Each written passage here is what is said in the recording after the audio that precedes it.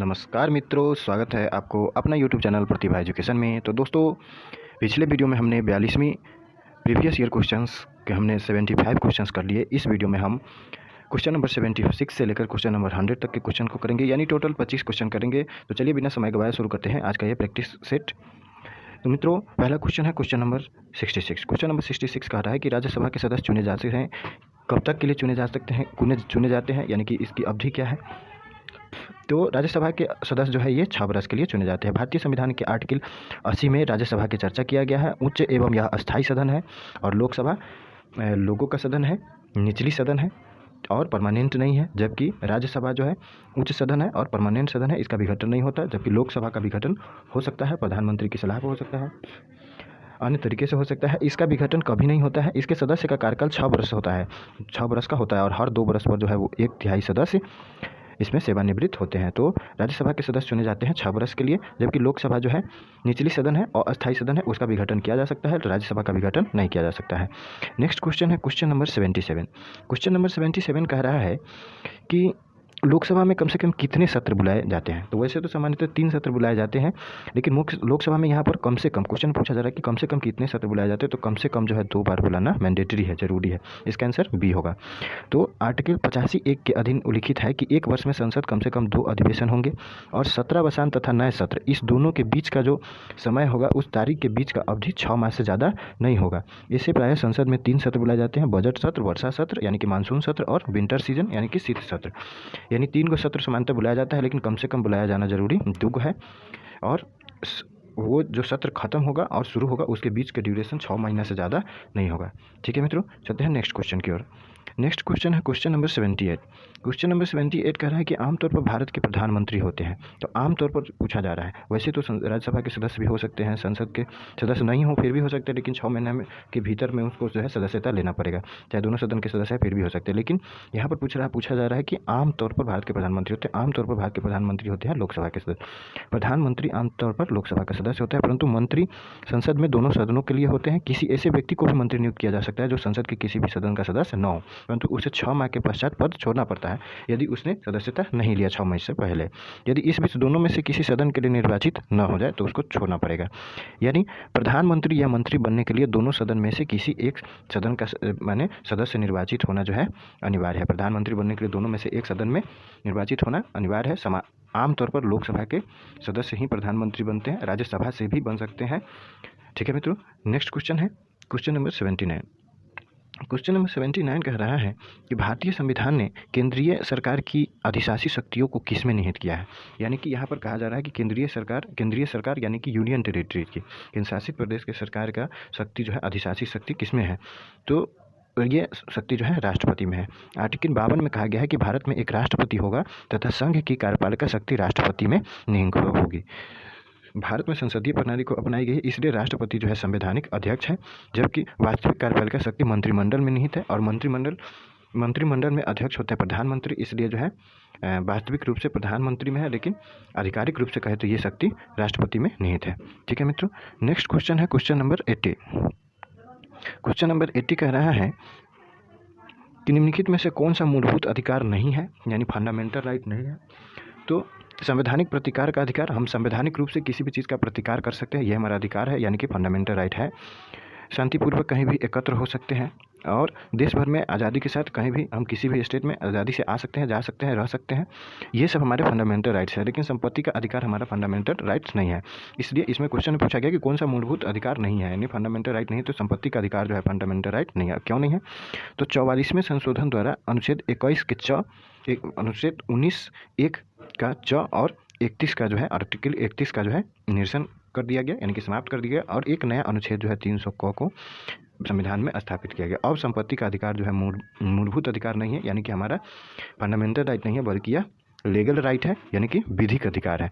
ठीक है मित्रों, नेक्स्ट क्वेश्चन है क्वेश्चन नंबर 81 क्वेश्चन नंबर 81 कर रहा है कि भारतीय संविधान की प्रस्तावना में यानी कि प्रियम्बल में भारत को किस रूप में घोषित किया गया। तो भारतीय संविधान की प्रस्तावना में भारत को घोषित किया गया एक सार्वभौम समाजवादी धर्मनिरपेक्ष प्रजातांत्रिक गणतंत्र के रूप में। संविधान सभा द्वारा 26 नवंबर 1949 को अंगीकार किया गया। किसको? संविधान सभा द्वारा 26 नवंबर 1949 को अंगीकार किया गया और 26 जनवरी 1950 से पूर्ण रूप से लागू हो गया। इस दिन को हम 26 जनवरी को हम इसलिए गणतंत्र दिवस मनाते हैं। मूल संविधान में 22 को भाग, 365 को 395 को अनुच्छेद और 8 को अनुसूची थी। कौन संविधान? मूल संविधान, जो ओरिजिनल संविधान था। लेकिन अब जो है वर्तमान समय में अनुच्छेद का संख्या 445 को हो गई है, 395 से बढ़कर, और भाग 22 का 22 ही है। अनुच्छेद पहले 8 था, अब जो है 12 हो गई है। ठीक है मित्रों, नेक्स्ट क्वेश्चन है क्वेश्चन नंबर 83। क्वेश्चन नंबर 83 कह रहा है कि लोकसभा का पहला आम चुनाव कब हुआ। तो लोकसभा का पहला आम चुनाव हुआ 1952 में। स्वतंत्र भारत का पहला आम चुनाव 1952 में हुआ था, जिसका कार्यकाल जो था 1952 से 57 यानी कि 5 साल का था। और लोकसभा के प्रथम अध्यक्ष जीबी मावलंकर यानी कि गणेश वासुदेव मावलंकर एवं उपाध्यक्ष जो है अनंत सैनम अय्यर थे। ठीक है मित्रों, नेक्स्ट क्वेश्चन है क्वेश्चन नंबर 84 कि दिल्ली क्या है। तो दिल्ली क्या है? दिल्ली तो जानते ही आप लोग क्या है। दिल्ली एक केंद्र शासित प्रदेश है। दिल्ली क्या है? एक केंद्र शासित प्रदेश है। नेक्स्ट क्वेश्चन है क्वेश्चन नंबर 85। क्वेश्चन नंबर 85 कह रहा है कि इजराइल देश का निर्माण किया गया था। किस धर्म के लोगों के लिए इजराइल देश का निर्माण किया गया था? तो इजराइल देश का निर्माण किया गया था ज्यूजों के लिए। ज्यूजो मतलब कि यहूदियों के लिए। किसके लिए? यहूदियों के लिए। यानी इजराइल जो है मिडिल ईस्ट यानी कि वेस्टर्न एशिया में पश्चिम एशिया में बात करें यानी कि मिडिल ईस्ट में स्थित है। यह दोनों ओर से अरब राज्यों से घिरा हुआ है। 29 नवंबर 1947 को हमारा देश आज़ाद हुआ। 15 अगस्त 1947 को ये बात हो रही है। 29 नवंबर 1947 को संयुक्त राष्ट्र संघ ने फिलिस्तीन का विभाजन करके एक भाग यहूदियों को और एक भाग अरबों को दे दिया। 13 मई 1948 को यहूदियों यानी कि ये ज्यूजों ने अपने भाग को इजराइल नाम से स्वतंत्र राष्ट्र घोषित किया। ठीक है मित्रों, नेक्स्ट क्वेश्चन है क्वेश्चन नंबर 86 कि सलमान रश्दी एक ब्रिटिश लेखक है। सलमान रश्दी के विरुद्ध किसने मृत्यु का फतवा जारी किया? तो ये थे आयतुल्लाह खुमैनी। प्रसिद्ध ब्रिटिश लेखक सलमान रश्दी ने अपनी पुस्तक सैटनिज वर्सेज में इस्लाम धर्म की बुराई की है। इसी कारण ईरान के धार्मिक नेता आयतुल्लाह खुमैनी ने सलमान रश्दी के खिलाफ मृत्यु का फतवा जारी किया था।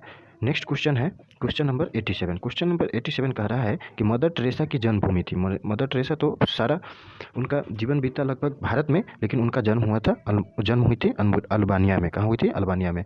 भारत की नागरिकता थी मदर टेरेसा को। तो भारत की नागरिकता प्राप्त विश्व प्रसिद्ध महिला जिनका जन्म अल्बानिया में हुआ था और उनका नाम मदर टेरेसा है।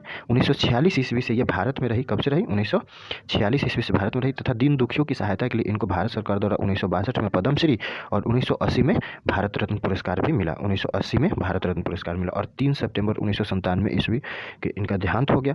लेकिन इन्हें शांति का नोबेल पुरस्कार भी मिल चुका है। किसे? मदर टेरेसा को। इनका जन्म अल्बानिया में हुआ है। नेक्स्ट क्वेश्चन है क्वेश्चन नंबर 88। क्वेश्चन नंबर 88 कह रहा है कि कौन सा देश साउथ एशिया रीजनल कॉर्पोरेशन यानी कि सार्क का सदस्य नहीं है? तो इसमें सदस्य नहीं है अफगानिस्तान जो है इसमें सार्क का सदस्य नहीं है।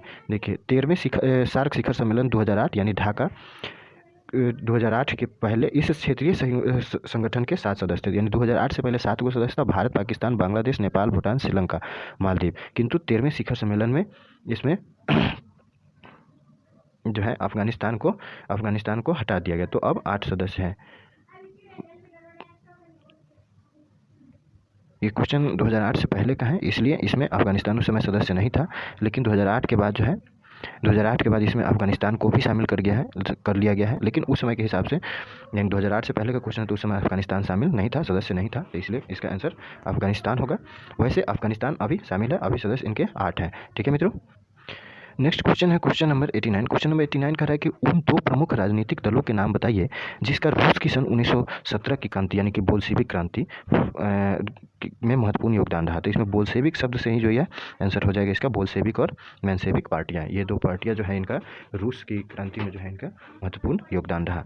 नेक्स्ट क्वेश्चन है कि वीमेंस डे यानी कि नारी दिवस, महिला दिवस, नारी दिवस या वीमेंस डे किस दिन मनाया जाता है? तो ये मनाया जाता है 8 मार्च को। 8 मार्च को जो है हर साल यानी प्रतिवर्ष अंतर्राष्ट्रीय महिला दिवस मनाया जाता है। 14 फरवरी को वैलेंटाइन डे, ये तो सब जानते होंगे। 1 मई को विश्व श्रमिक दिवस मनाया जाता है यानी कि मजदूर डे, लेबर डे उसको कहते हैं, वर्ल्ड लेबर डे। और 2 अक्टूबर को महात्मा गांधी जयंती मनाई जाती है। ये ऑप्शन के है। नेक्स्ट क्वेश्चन है क्वेश्चन नंबर 91 नंबर क्वेश्चन कह रहा है कि गीत सेठी कौन से खेल में पारंगत है? ये पुराना क्वेश्चन है क्योंकि हम प्रीवियस ईयर क्वेश्चन कर रहे हैं। तो गीत सेठी उस समय जो थी वो बास्केटबॉल में बिलियर्ड्स में पारंगत थी। गीत सेठी जो है बिलियर्ड्स खेल के ख्याति प्राप्त खिलाड़ी हैं। वे भारत के प्रथम वरीयता प्राप्त खिलाड़ी हैं जिन्होंने 1985 में विश्व बिलियर्ड्स चैंपियनशिप को जीती। पहले प्रयास में इस खिताब को जीतने वाले वे विश्व के सबसे कम उम्र के खिलाड़ी भी बने। नेक्स्ट क्वेश्चन है क्वेश्चन नंबर 92। क्वेश्चन नंबर 92 कह रहा है स्टैचू ऑफ लिबर्टी बना हुआ है, तो ये कहाँ बना हुआ है? तो ये बना हुआ है संयुक्त राज्य अमेरिका में। संयुक्त राज्य अमेरिका के न्यूयॉर्क शहर में है ये। कौन? Statue of liberty. कब बना? तो ये 1776 ईस्वी में, यानी कि जब ये अमेरिका की स्वतंत्रता की प्राप्ति हुई तब उस समय फ्रांस ने जो है ये संयुक्त राज्य अमेरिका में न्यूयॉर्क शहर में स्वतंत्रता के संकेत के रूप में इसको स्थापित करवाया था। किसको? स्टैचू ऑफ लिबर्टी को फ्रांस ने स्थापित करवाया था। कहाँ? संयुक्त राज्य अमेरिका में 1776 ईस्वी में जो स्वतंत्रता प्राप्ति हुई उसके संकेत के रूप में, इंडिकेशन के रूप में। नेक्स्ट क्वेश्चन है क्वेश्चन नंबर 93। क्वेश्चन नंबर 93 कह रहा है कि अंतर्राष्ट्रीय न्यायालय स्थित है, तो ये नीदरलैंड के द हेग में है। तो अंतर्राष्ट्रीय न्यायालय की स्थापना न्यायालय संविधि एवं अंतर्राष्ट्रीय समझौते के अंतर्गत की गई थी। यह कानून संयुक्त राष्ट्र घोषणा पत्र का एक अभिन्न अंग है। संयुक्त राष्ट्र के सभी सदस्य तथ्यतः जो है न्यायालय संविधि के हिस्सेदार है। न्यायालय के जो है 15 न्यायाधीश है। यह न्यायालय नीदरलैंड की राजधानी द हेग में स्थित है। यह ऐसा नहीं है कि द हेग में यह इसका जो है बैठक अन्यत्र कहीं भी उचित लगे तो वहाँ भी जो है न्यायालय की बैठक हो सकती है, और ऐसा नहीं है कि सिर्फ वहीं होगी, तो इसका कंडीशन नहीं है। नेक्स्ट नेक्स्ट क्वेश्चन है क्वेश्चन नंबर 94 दोस्तों। क्वेश्चन नंबर 94 थोड़ा मिस्टेक है, कोई बात नहीं। क्वेश्चन है कि भारत की अधिकांश जनसंख्या निर्भर है, तो अधिकांश जनसंख्या किस पर निर्भर है? कृषि पर निर्भर है। ये गलत है। भारत की अधिकांश जनसंख्या जो है कृषि पर निर्भर, ऐसे हम इसको क्वेश्चन बना दिए हैं। नेक्स्ट क्वेश्चन है क्वेश्चन नंबर 95। भारत में निम्नलिखित के उत्पादन में बिहार अग्रणी है, तो ये पुराना क्वेश्चन है। भारत में निम्नलिखित के उत्पादन में बिहार अग्रणी है, तो ये पाइराइट के उत्पादन में अग्रणी है। नेक्स्ट क्वेश्चन है क्वेश्चन नंबर 96। आज़ादी के बाद भारत में सिंचित क्षेत्र बढ़ा है, तो ये बढ़ा है 4 गुना। आज़ादी के बाद बिहार में सिंचित क्षेत्र बढ़ा है 4 गुना। नेक्स्ट क्वेश्चन है क्वेश्चन नंबर 97। क्वेश्चन नंबर 97 कह रहा है कि बिहार में उत्पादन की दृष्टि से चावल के बाद दूसरी मुख्य फसल कौन है? तो उत्पादन की दृष्टि से चावल के बाद दूसरी मुख्य फसल है गेहूँ। नेक्स्ट क्वेश्चन है क्वेश्चन नंबर 98। क्वेश्चन नंबर 98 कह रहा है कि स्टील को कठोर बनाने के लिए प्रदान करने के लिए बढ़ाई जाती है, तो इसमें कार्बन की मात्रा बढ़ाई जाती है। लोहा जो है सर्वाधिक उपयोग आने वाला धातु है, लेकिन शुद्ध रूप में इसका उपयोग कभी नहीं किया जा सकता। अगर इसमें 0.5% कार्बन मिला दिया जाए तो यह अत्यंत कठोर एवं शक्तिशाली हो जाता है। जब आयरन में निकिल एवं क्रोमियम मिश्रित करते हैं तो यह जंग रोधी एवं अत्यंत कठोर यानी कि स्टील बन जाता है। यानी कि लोहा में जो है कार्बन की मात्रा मिलाने के बाद ही हम इसका उपयोग कर सकते हैं, अन्यथा लोहा का जो है शुद्ध रूप में उपयोग कभी नहीं किया जा सकता। नेक्स्ट क्वेश्चन है क्वेश्चन नंबर 99। क्वेश्चन नंबर 99 कह रहा है कि घरेलू एलपीजी सिलेंडरों में, यानी कि हमारे घरों में जो गैस सिलेंडर होती है उसमें दाब मापक नहीं प्रदान किए जाते। क्यों नहीं प्रदान किए जाते? क्योंकि ये एलपीजी द्वारा चोक हो जाते हैं। घरेलू एलपीजी सिलेंडरों में दाब मापक नहीं प्रदान किए जाते क्योंकि एलपीजी द्वारा चोक हो जाते हैं। एलपीजी में मुख्य घटक होता है ब्यूटेन, इसके बाद एथेन और प्रोपेन का मिश्रण होता है। उच्च दाब पर ब्यूटेन सरलता से जो है द्रवित हो जाता है, अतः पेट्रोलियम गैस के द्रव रूप को सिलेंडर में एकत्रित किया जाता है। यह अत्यंत ज्वलनशील होती है, अतः इससे होने वाला दुर्घटना से बचने के लिए हम इसमें जो है सल्फर के यौगिक यानी कि इथाइल मरकप 10 मिला दिया जाता है, ताकि अगर लीकेज हो तो उससे गंध निकले तो हम उसके गंध निकले तो हम होने वाले दुर्घटना से बच सके। नेक्स्ट क्वेश्चन है क्वेश्चन नंबर 100। क्वेश्चन नंबर 100 कहना है, क्वेश्चन कट गया है। क्वेश्चन है कि क्रोमोटोग्राफी का उपयोग किस में है? तो ये रंगीन पदार्थों के प्रभाजी आसवन में है। तो क्रोमोटोग्राफी इस तकनीक का उपयोग एक प्राकृतिक रंगीन के अवयवों को पृथक करने में किया जाता है। ग्रीक भाषा में क्रोमो का अर्थ होता है, क्रोमा का अर्थ रंग होता है। इस तकनीक का नाम क्रोमोटोग्राफी करा।